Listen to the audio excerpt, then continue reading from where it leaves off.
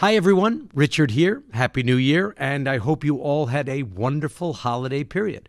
Today's episode is a little different. Instead of speaking about the news of the week, Yalda and I are going to share some more personal stories from our time on the road. We'll be back to normal next week.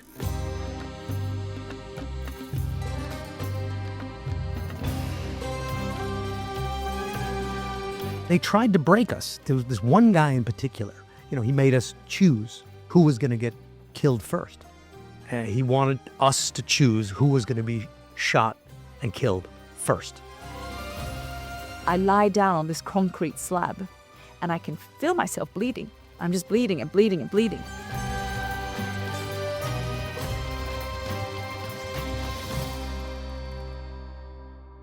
Hello and welcome to The World with me, Yalda. And me, Richard Engel. Happy New Year, everyone. I hope everyone had a lovely festive period wherever in the world you've spent it. Absolutely. And once again, we are together and have this great opportunity of being in the same place at the same time, which always creates for a nice experience. And obviously, it's always fun to be with you. Absolutely, Richard. And you know what? Something that keeps reoccurring on every one of these podcast episodes that we've done so far, people have been writing in. It's been great to get all of their questions. We've really enjoyed reading them and getting your feedback and responses. But one thing that keeps coming up is people are saying, why won't Richard tell us the kidnapping story in Syria? You want to do it? You want to do it now? Let's go, Richard.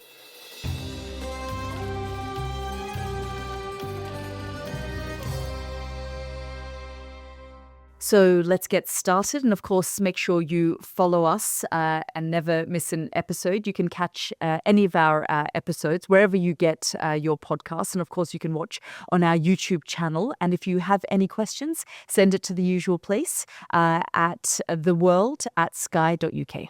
Okay, this is sort of one of the darker sides of our business where we go to high-risk training, don't we? And we get all of this sort of training to go into these dangerous places.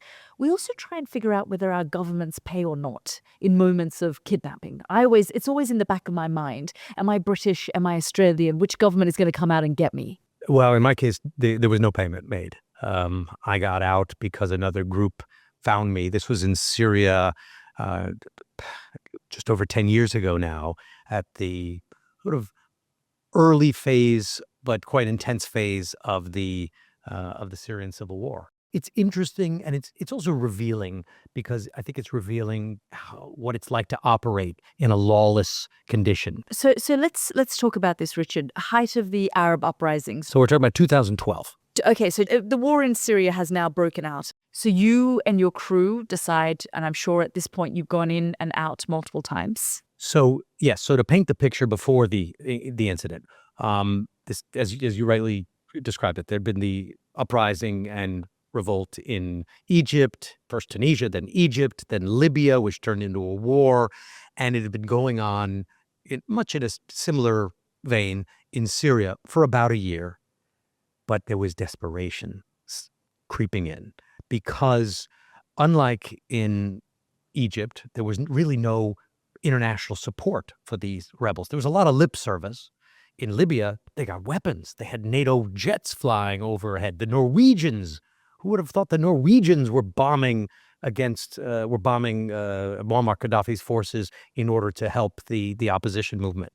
And the Syrian rebels thought, well, the same thing is going to happen to us. It's just a matter of time. But a year in, it wasn't happening. So desperation starts to set in, and it starts to get darker and darker and darker, and trust starts to evaporate. Where were you? You and your team, you went from Turkey into northwestern? We were in, I was in, as you rightly said, I was in and out with my team a lot in Syria. We'd been going in and out for most of that year.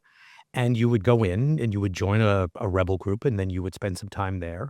And we're talking weeks and weeks at a time. We would go in, jump around, go from rebel safe house to rebel safe house, and you'd report on the conflict. And then you would leave once you've had enough and you needed a little break. And we'd done this a lot. So I knew the rebel-held areas of Syria quite well. And this was that one last story. We were on our way out and we were going to go home. And there was just one more thing that I wanted to get. So, yeah, we were very close to the Turkish border. We were on our way out. We figured, it's close to the border. We'll pick up this one last story. We'll have it on tape and then we'll take it out with us. So you and your crew, you thought you were going to a certain area to film and get that one last story. And then what happened? So we were inside Syria already. We met up at the Turkish border because we were meeting with this rebel commander who was going to take us to a location. He said he was going to show us some Iranian prisoners.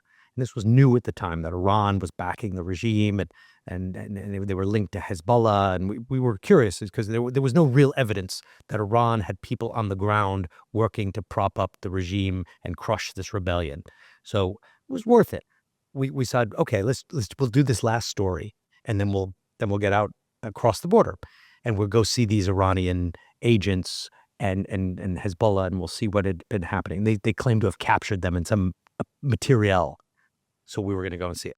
So we leave the border, and there was a group of us, and there were 6 of us in total, and a taxi driver. You know, TV. We travel with a lot of stuff.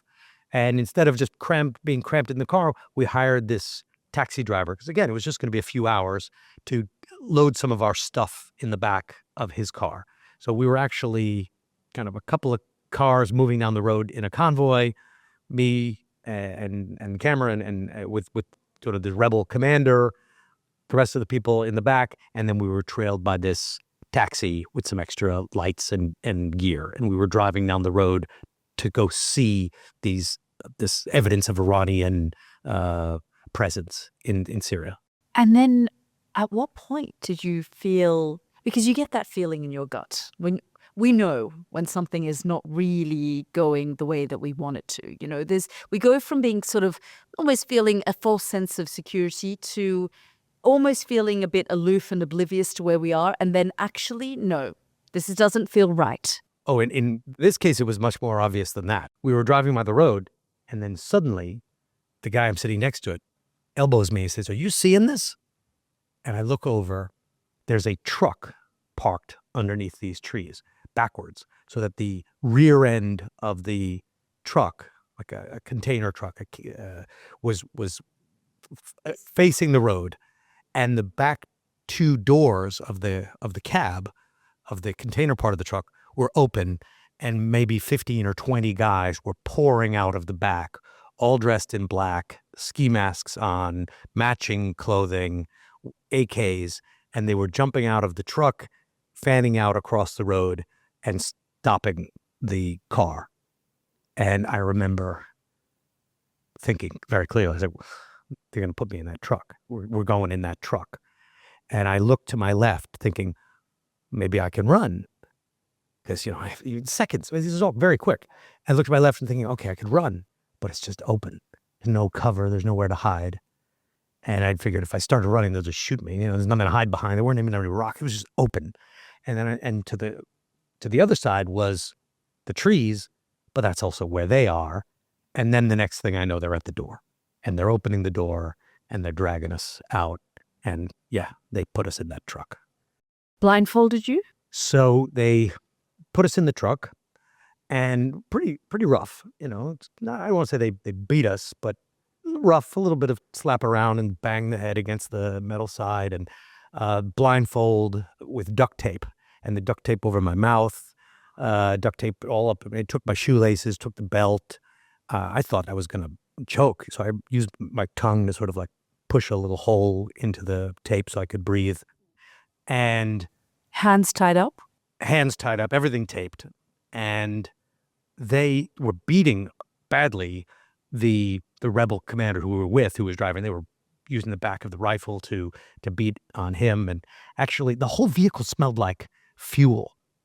And I think they'd been moving some sort of diesel in it, or I don't know what had been in this truck before, but it smelled very badly of that fuel and grease. That in itself is terrifying. And it was greasy, it was slidey, slippery in the back. And it was pitch black once they closed the door. But they were professionals because they had headlights on.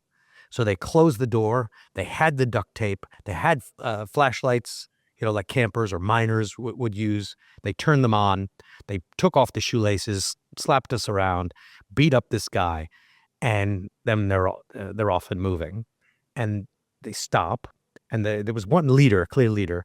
He has a bottle of gasoline, and he pours it onto the commander. He was next to me, and he takes out a lighter. I was like, oh no. Not only is this guy going to die a horrible death, I'm right next to him, and the whole thing is full of fuel. Yeah. And he's talking to him, and he takes the lighter and he touches him with it. Oof. But it wasn't fuel, it was water. And then he starts laughing. He thinks this is a big funny joke. And then they take out one of the rebel fighters, right? And they take him down from the truck, and I hear, boom. First he was talking to him, begging, mid-sentence, falls to the ground. And I thought, okay, he's going to shoot us now, right? That's coming very next. And they left, didn't shoot us all then. And they took us to a safe house, and one of the first safe houses. And then the captivity began. How long were you held, and what was the treatment? Were you, able to talk to them? Did you get to know any of them? What were some of those details? So it was a week. So it was just a week. Felt like longer, but it was a week. And one of the reasons it felt like longer is, well, for obvious reasons, but we were moved a lot. So almost every day we were moved from place to place. So each time you're there, you're trying to figure out the dynamics and figure out your location. The funny thing about being a hostage is it's exhausting. Even though you don't move anywhere, your body is not your own, but your mind is racing all the time, going to horrible places and just trying to figure out layouts, politics, dynamics. Who are these people? What do they want? What's going on with my team? Separated from your team? They kept us all together. And you asked if we could talk. It was very difficult to talk because this poor taxi driver who we had just hired was in with us, and he was trying to make nice with the kidnapper, so he didn't know us. So every time we talked, he would shout out, "They're talking in here! They're talking!" So he would squeal on us all the time, making it very difficult for us to communicate, because then they would come in when he told on us, and you know what they did? They would yell at us, and they kicked him. Nobody likes a snitch. So they hated him. He kept trying to win over their favor, and every time they would come in, they would sort of, and they would kick him, and they would yell at us or threaten us or whatever. Their general behavior was terrible, but it was bizarre and mixed. There's something in the human nature, some dark recess that likes having power over others. They seem to enjoy it. And they seem to enjoy having this control over us like pets or something like that. And building fear in your mind every day. So they lined us up against the wall. And one time I remember one of the most terrifying is there were several times I thought, I'm going to die right now. And they would line us up against the wall. And I remember they put plastic out in front. You can imagine what that's like. And they lined us up and they put us up into positions. Then rifles are loaded. And they left us there, standing up against the wall with plastic out in front with the rifles, charged. And you're just waiting. And then the shots don't come. And they did this a couple of times in different configurations. And then the other times they gave us food. And one time we tried to engage with the sort of lead kidnapper, like, so, because you want to win trust. So you're trying to be nice. So it's all about eye contact and smiling and trying to be he gave us food. We're like, oh, this is the greatest food. He said his mother made it. So I was like, oh, we would love to meet your mother. She must be a wonderful woman. And you're trying to be anything. You're trying anything you can. Yeah. And then other days there was no food and there was lined up. Wonder what he against the told wall. his mother where he was taking this food. I don't even know if it was from his mother. Who knows? The one thing, everything was lies. We were lying to him. I'm sure he was lying to us. you're lying all the time. And it's hard to keep track of all of these things because you want to say something that you think could help.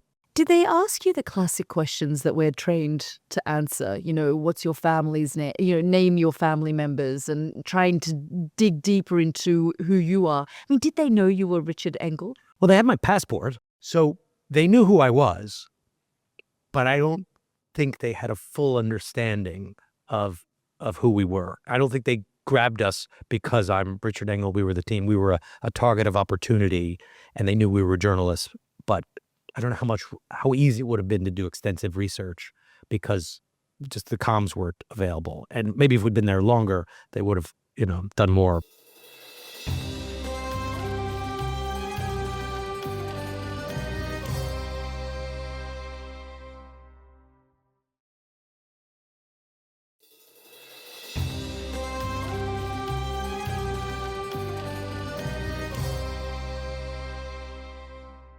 As you say, I mean, it was a long week.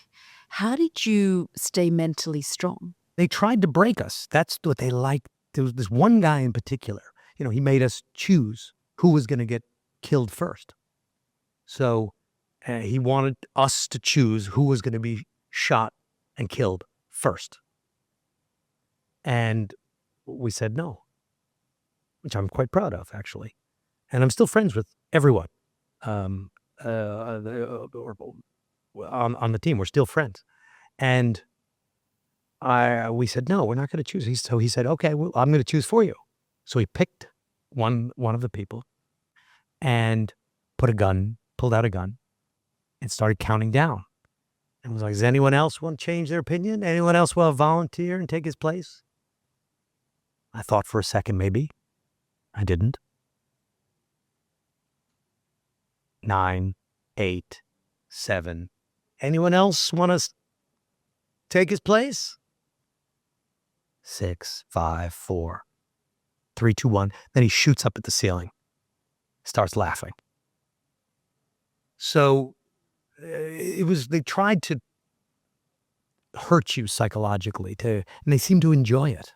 And I guess that was about their way of showing control, revenge, some darkness. So to answer your question, how do you stay strong?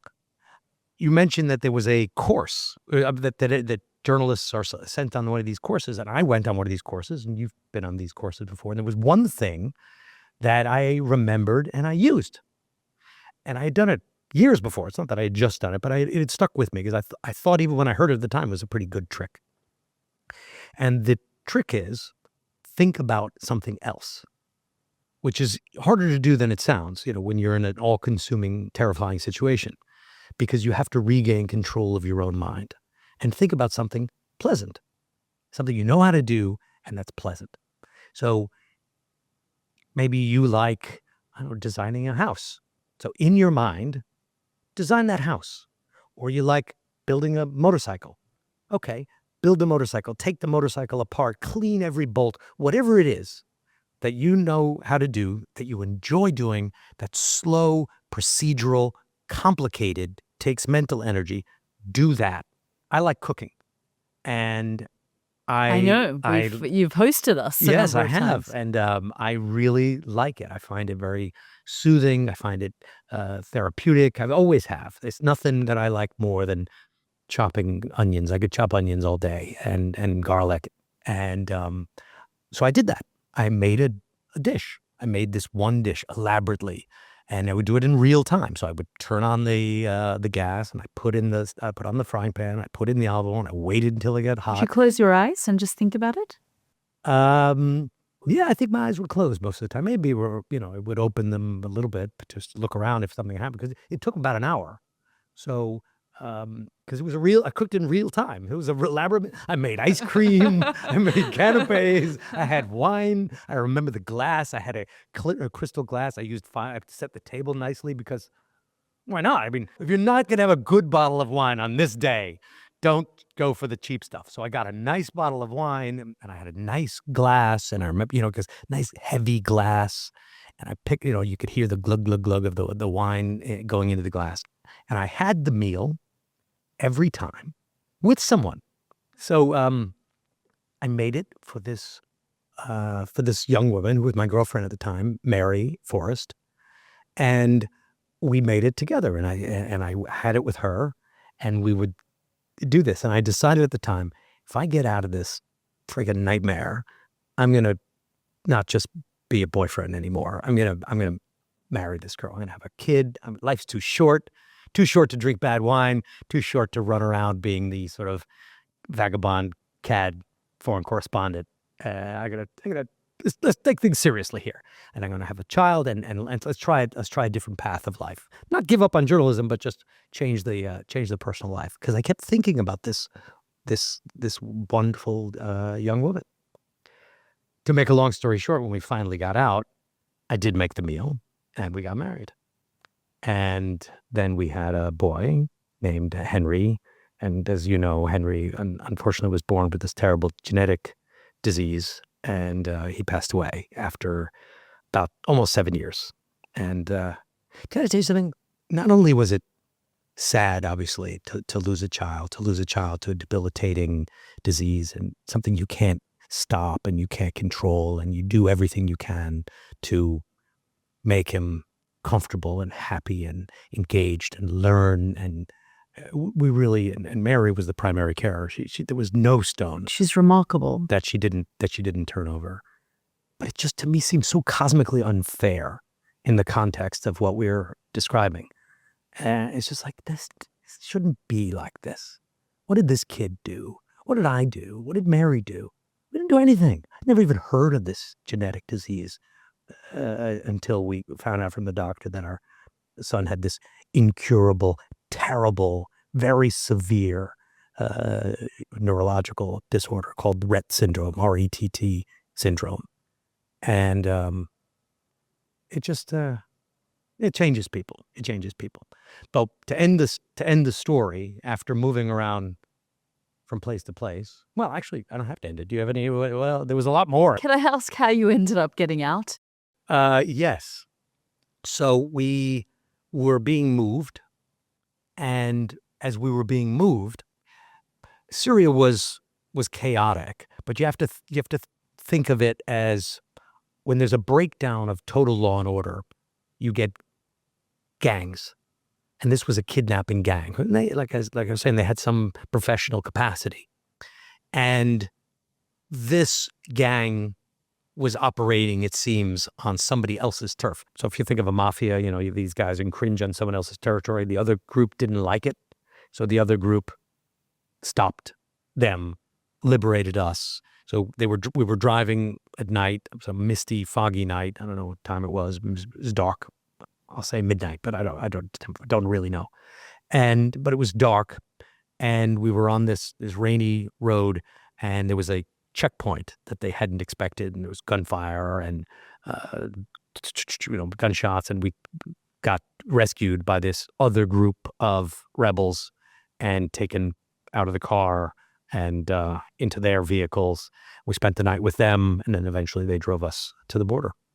And you went and... We all made it. Everyone made it. You went home to Mary. And I went home to Mary. And we ended up getting married, still married, going well, despite a rough road. Every relationship has its ups and downs, especially when you go through a lot of personal trauma and unexpected things.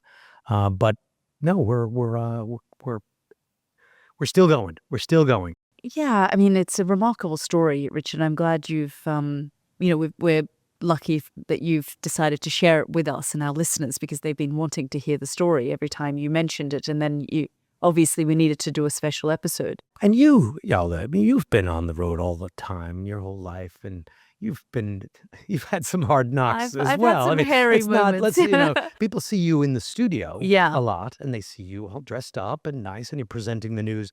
But that's not the Yalda Hakim that I know. I mean, I remember you've been bouncing around for a while too. Yeah, like you, I've been in some of these pretty hairy places. And one story that comes to mind when I think about a moment that I feel like you sort of changed me. But I arrived in Mariupol, and it was maybe 3 years into Crimea being annexed, and there was heavy fighting between Russian forces and Ukrainian forces. This is before the latest Ukraine, before what they call the full-scale Russian invasion, when there was the low-level war We're between... talking post-2014, so around 2016, 2017. And low level, but I mean, people were dying every day, and there was, the fighting going on between the Russians and the Ukrainians. And we decided we were going to embed with the Ukrainian forces. Who at that stage were not particularly capable. Not at all. I mean, they were, they didn't have the weaponry and the support from the West that they do today. It was quite shambolic, actually. So what happened? So I went in with a Russian-speaking producer, so a very small team. And we were in this base and in Mariupol, and they handed us our flak jackets and said, put these on. And as soon as I put my flak jacket on, I just felt off. Something felt off. And I turned to the producer and I said, Nick was his name. Nick, I have to tell you. And he said, what? And I said, I'm pregnant. And he said, what? And oh, congratulations. He sort of thought, oh my gosh, you didn't tell us this before we made this trip. And so people understand the geography of this. Mariupol is like 1,000,000 miles from any place. It took us 14 hours to get on a train from Kiev to Mariupol. You're right on the Russian border, as deep into Ukraine pretty much as you can possibly go. And Mariupol's being battered at this point, I mean, there's explosions and it's a hairy place. Why are you revealing this personal information as you put on your flak jacket to your producer? Because I suddenly thought, I'm bleeding. And I think I'm having a miscarriage. So I tell Nick, I say, he says, well, congratulations. I mean, are you okay? And I said, well, not quite. I think I'm having a miscarriage now. Right now. Right now. So he went and found a female Ukrainian soldier. And she came over, he explained to her, and they said there's a sort of a makeshift bathroom. You can go in there. It was completely pitch black in the space. And so I had my phone, I went in there and I was like, yep, definitely bleeding. So I came out and I said, yeah, it's happening. In these moments, you kind of don't really know what to do. So I say, you guys keep filming. You go to the front line. I'll stay back here. I'll figure this out. And he says, are you sure? And I say, yeah. Because we've almost come to the end of this 30-minute film that we're recording. So you guys go. So you're doing a documentary, needed a few more extra shots. Well, as you say, a few extra shots. It always gets us and at the you're edge. Just going to hang out in the dark bathroom for a little while? So they say there's like a cafe, like a sort of a hole in the wall down the road. We'll leave you there because we can't leave you in the base. So they drop me off. No one even says anything. I just kind of wander out of the car, walk into this space. They drive off, and these two Russian-speaking women come out, and they're like, no. They're speaking in Russian. They're like, you can't come in here. And I'm sort of trying to explain. I'm using Google Translate. I'm trying to say, trying to get into because they've gone, area. and I don't know where to go. So they've now. left you there, but the people there don't want you. They don't want me, and it turns out it's a child's birthday party, and it's a private little room, and they don't want me in there. Like, who is this foreign woman who's entered this space? It's freezing cold, by the way, and I have nowhere to go. And my team have gone to the front lines with the Ukrainian forces. What a lonely, terrible, horrible moment. It was a horrible moment where I thought, like you in that moment, what am I doing? I'm 6 weeks pregnant. Why am I here? So I managed to negotiate with these women. I just need to go to the backyard. I'll sit in the back. They're setting up for this birthday party. And it's freezing. And so I find a patch of sun and I lie down on this concrete slab and I can feel myself bleeding. I'm just bleeding and bleeding and bleeding. Before this story, the two women take me inside and they're cooking this meal and they start feeding me. And all right, so they did warm up to you a little bit. They're slightly, because they're thinking this woman's mad. Why is she here and insisting and not leaving? And they can't understand why I'm there. So they give you a little bit of something to eat. I have something to eat, but I'm paranoid. I don't know this food, and I'm still adhering to the rules of being 6 weeks pregnant, even though I'm in Ukraine. And so they let me back out. This woman comes and stands over me, and she says, I look at her, and she says, I speak English. And I say, oh my gosh, look, I have come from London. I'm a journalist. We're with the troops. They've gone to the front line. I think I'm having a miscarriage. And she says, I'm a doctor. And you need to leave this town of 600 people. You're like deep in, some... Yeah, you should not be here. You should not be here. So... As a doctor, You should not be here. You should not be here. What happened? So she says, you need to, there's a military hospital 5 hours from here. When your crew comes back, you need to go. So Nick and the team come back with the soldiers. They've got what they needed. She explains to them, from what this woman's telling me, she's having a miscarriage. You need to take her to the Take her to local this hospital. clinic, yeah. We get to this military hospital, and as I'm going in, I see this huge giant of a man with this filthy white robe, and he's smoking outside. And we say, we need the doctor. And he says, go upstairs. We go upstairs, and there's this like sort of Soviet era room. Was it him? He was the doctor. He was the guy. He puts out his cigarette, and he sort of tells me to get on. There's a sink, but it's not attached to the Oh, it breast. sounds terrible. Horrible place. And then there's those stirrups or whatever they're called. What are they called?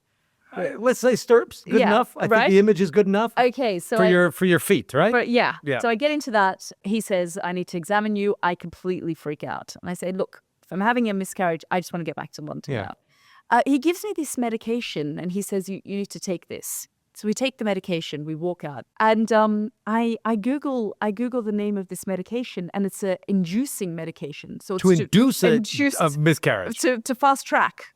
So we get on a train from Valnavacha, which is apparently completely flattened now by Russian forces. You never took the medicine. I didn't take the medicine. We get into a train, 14 hours back to Kiev, sleeper train. So I get into Kiev, we get the flight back to London, and I arrive at this clinic in London. And I walk in and I tell them the whole story, and they say, oh my gosh, okay, well, we need to examine you. So they examine me and they show me the screen and they say, there's your baby. And now he's 5.5 years old. That's Alexander. That's Alexander. We made Wow. it. We made it. We made Wow, it too. wow. That's fun. That's a Yeah. nice story. So Well, that ended nicely. mine Yeah. did as well. We're here. got Theo. I have Theo. We have another son. He's also 5.5, almost the same. Theo and Alexander know each other. They do. They're and, friends. Yeah, so out of darkness there can be light. Absolutely. Well, Yalda, this was a different kind of episode, but more personal. Yes. But thank you for sharing that. Thank you for sharing. I know it's that these stories are not easy to tell, but I'm grateful to you. And we'll be back next week, and we'll also include some new predictions. Until next time.